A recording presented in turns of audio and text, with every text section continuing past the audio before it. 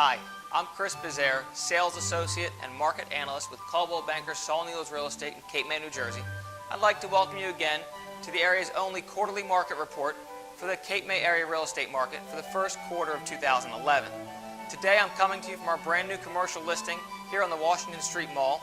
This commercial listing consists of Acamia Restaurant, as well as La Patisserie Bakery, and Pearls Boutique, which is just next door. For more information on this listing, you can click the featured listing link here in the newsletter. Now let's get to the quarterly market report for the first quarter 2011 for the Cape May area. Transactions for the month, or for the quarter I should say, for January, February, and March of 2011 were substantially down from the fourth quarter of 2010. In the fourth quarter there were 78 sales as opposed to only 22 in the first quarter of 2011. Now while that may seem like a drastic drop, the first quarter of 2010 only had 28 transactions, so the first quarter for us is typically a slow time. And all the other indicators we have in the Cape May area seem to show an uptick on all the properties here in the area.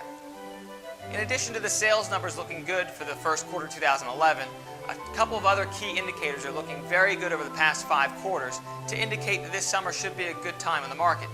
Two of the key indicators that I follow are days on market and average list to sales price.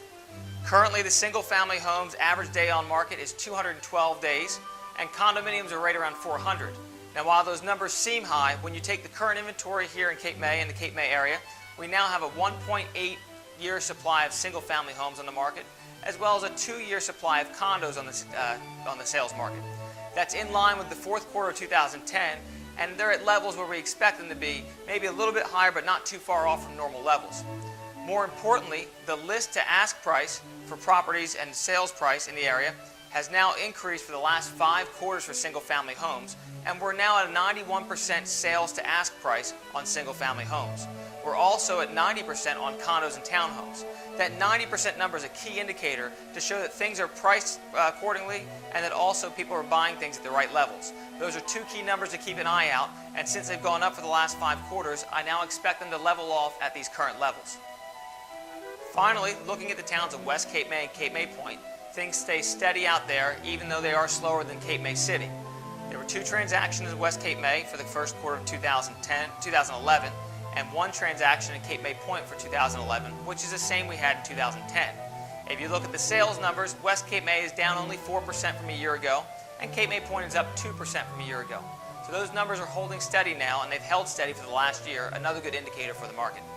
I hope you enjoyed this edition of your quarterly market report for the first quarter of 2011. As always, if you have any questions over the data here, you can feel free to get a full copy of the report from your agent here at Coldwell Banker Saul Needles Real Estate.